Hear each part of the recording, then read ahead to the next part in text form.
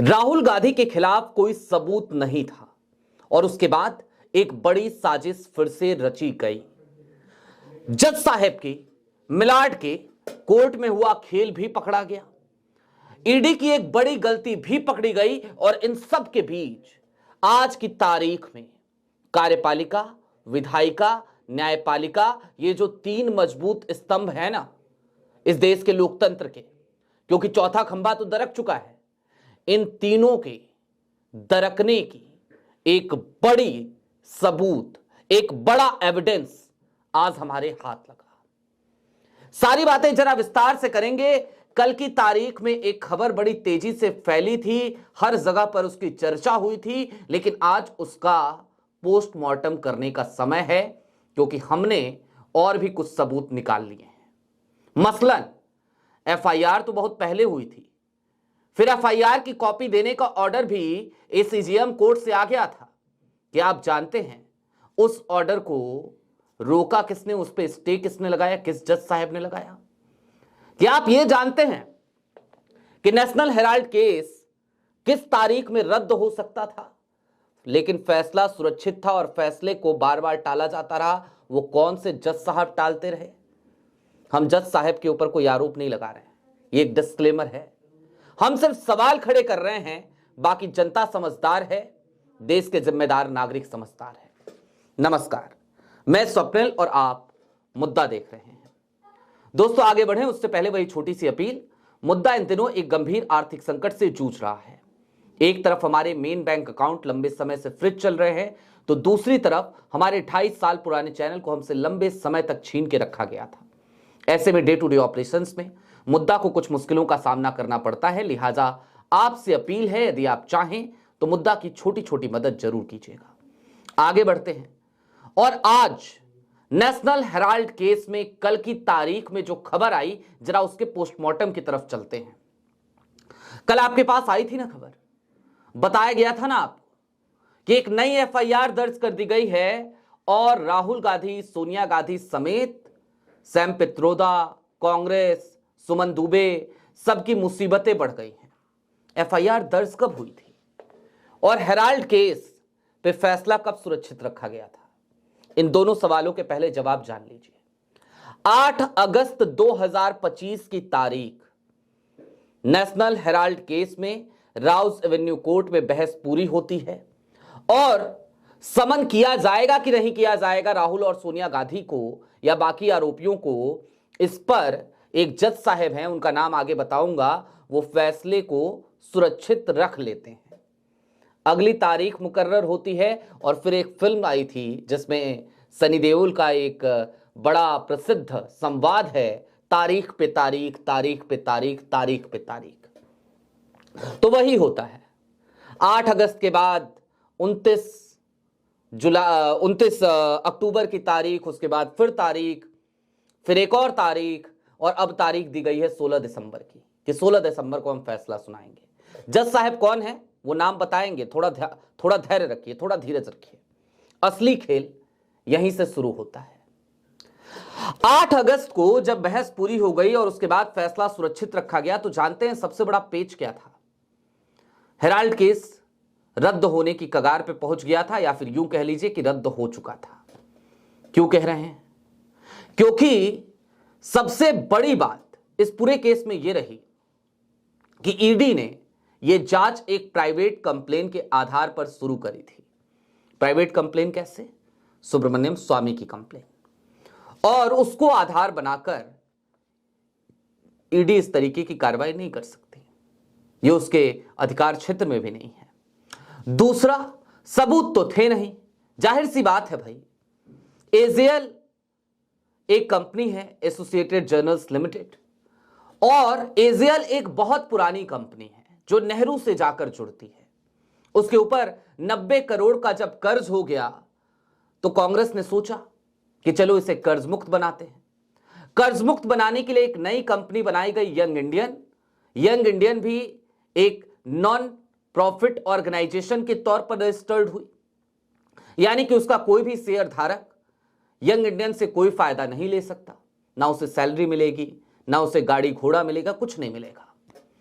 और उसके बाद एजेएल की जो डेप्थ थी, एजेएल का जो पूरा का पूरा कर्जा था, उसको यंग इंडियन को ट्रांसफर कर दिया गया। कैसे किया गया?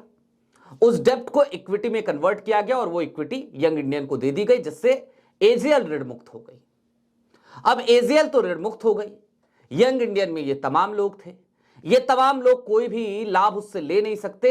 ये पूरा केस है, कई बार बताया जा चुका है, आज फिर समझ लीजिए, लेकिन आसान भाषा में। तो केस रद्द होने वाला था, लेकिन इन सब के बीच हुआ क्या? 3 अक्टूबर की तारीख एक नई एफआईआर दर्ज की जाती है। यह एफआईआर दिल्ली पुलिस की ईओडब्ल्यू यानी कि इकोनॉमिक ऑफेंस विंग वो दर्ज करती है। और उसके बाद 3 अक्टूबर को जब एफआईआर दर्ज होती है तो 8 अक्टूबर को मजिस्ट्रेट कोर्ट में यह एफआईआर ईओडब्ल्यू पेश करती है।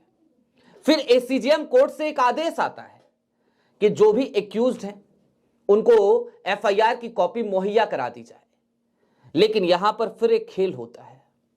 8 अक्टूबर 2025 को जब यह आदेश आता है ना, तो उसके 2 दिन के बाद सेशन कोर्ट में दिल्ली पुलिस पहुंचती है और वो पहुंचती है राउज एवेन्यू ही कोर्ट में। और राउज एवेन्यू कोर्ट में एक जज साहब बैठे होते हैं, उनका नाम होता है विशाल गोगने। विशाल गोगने साहब उस आदेश पे स्टे लगा देते हैं और कह देते हैं एफआईआर की कॉपी एक्यूज को नहीं दी जाएगी, क्योंकि कोई एप्लीकेशन एक्यूज की तरफ से आई ही नहीं है। एक्यूज को पता ही नहीं है कि एफआईआर हुई है, तो एप्लीकेशन की कॉपी क्यों मांगेगा एक्यूज? ये भी एक बड़ा सवाल है। राहुल गांधी को कैसे पता भाई? उन्हें तो यही पता है कि ईडी का एक मामला चल रहा है, राउज एवेन्यू कोर्ट में चल रहा है, तो उन्हें कैसे पता? लेकिन विशाल गोगने साहब ने कह दिया कि एक्यूज को कॉपी नहीं दी जाएगी। एसीजेएम कोर्ट के उस फैसले पर रोक लगा दी गई। अब असली खेल यहीं पर है। मैंने आपको कहा था ना, तारीख पे तारीख, तारीख पे तारीख, तारीख पे तारीख। जो जज साहब फैसला सुरक्षित रख के बैठे हैं 8 अगस्त से और 16 दिसंबर को कह रहे हैं सुनाएंगे, उन जज साहब का नाम भी विशाल गोगने है। एक और बड़े मजे की बात आपको पता होनी चाहिए, विशाल गोगने साहब वही माननीय न्यायाधीश हैं जिनको लेकर एक याचिका लालू फैमिली ने लगाई कि ये जज साहब पूर्वाग्रह से ग्रसित हैं, लिहाजा हमारे परिवार के सभी मामले इनकी बेंच से हटा दिए जाएं, कोई और बेंच हमारे मामले की सुनवाई करे। अब समझ रहे हैं आप, कड़ियां जोड़ पा रहे हैं आप? कोई कारण क्या आपको समझ में आता है कि 8 अगस्त के फैसले को बार बार क्यों टाला जाता रहा, क्यों नहीं सुना दिया गया? सुनाया जाना चाहिए था ना, नहीं सुनाया गया।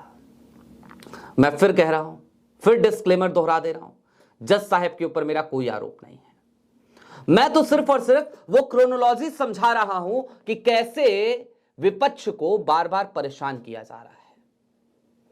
और अब जरा कुछ और बातें भी समझिए। राहुल गांधी को लेकर बार बार भारतीय जनता पार्टी एक बात कहती है कि क्या फर्क पड़ता है, कौन है राहुल गांधी, जनता नकार देती है, जनता से कनेक्ट नहीं कर पाते। ठीक बात है भाई, नहीं कर पाते, लेकिन जो व्यक्ति जनता से कनेक्ट नहीं कर पाता, जो व्यक्ति आपके लिए किसी भी तरीके का कोई सरदर्द नहीं है, जिस व्यक्ति से आपको कोई टेंशन नहीं है, वही व्यक्ति बार बार इस तरीके की अड़चने उसके सामने क्यों आती हैं, इस तरीके के रोड़े क्यों अटकाए जाते हैं?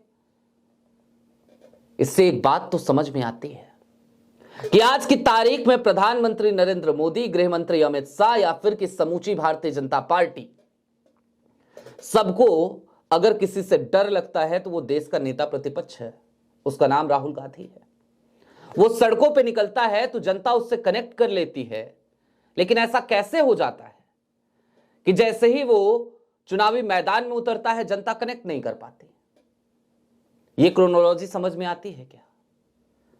और इसके पीछे अगर बिहार के चुनाव का ही विश्लेषण करें हम, तो क्या आपको दिखाई नहीं देता वोट अधिकार यात्रा में लोगों का रुझान, लोगों का झुकाव, और उसके ठीक बाद जब नतीजे आते हैं तो नतीजे एकदम ही उलट।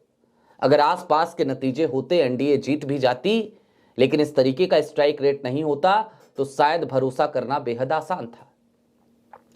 अब एसआईआर को लेकर जिस तरीके के आरोप आज की तारीख में, तो सदन शुरू हो गया और लोकसभा तो स्थगित हो गई कल तक के लिए।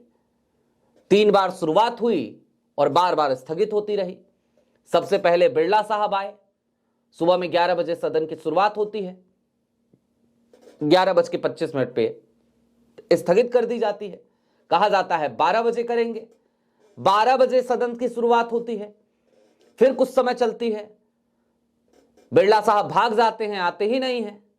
संध्या राय आती हैं, वो पीठासीन अधिकारी बन के बैठती हैं, सभापति बन के बैठती हैं, और एक बार फिर से सदन को 2 बजे के लिए स्थगित कर दिया जाता है।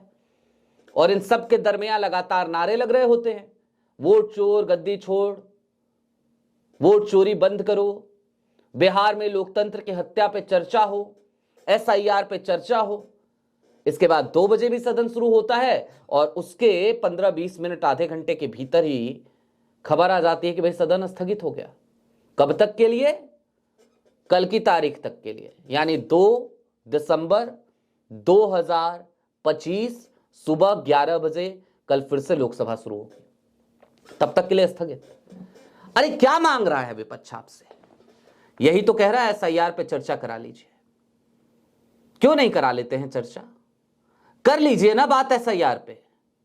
बीएलओज जिन्होंने अपनी जान दे दी, वो इस देश के नागरिक नहीं थे क्या? कर लीजिए ना इस बात पे चर्चा। साहेब क्यों डरते हैं? सदन है, करना चाहिए, लेकिन नहीं करेंगे। और इन सब के दरमियान ये जो क्रोनोलॉजी आपको हेराल्ड केस की हमने समझाई, इसको देख के नहीं लगता कि एक बड़ी साजिश किस तरीके से रची जा रही है? क्या आपको देख के नहीं लगता कि जज साहब की अदालत में हुआ खेल भी आज कोई भी आसानी से डिकोड कर सकता है?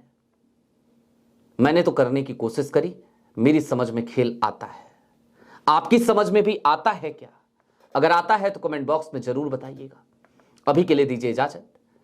चलते चलते फिर वही अपील, चैनल पे नए हो तो सब्सक्राइब करते हुए जाइएगा, सक्षम हो तो छोटी छोटी मदद मुद्दा की जरूर कीजिएगा। बहुत शुक्रिया।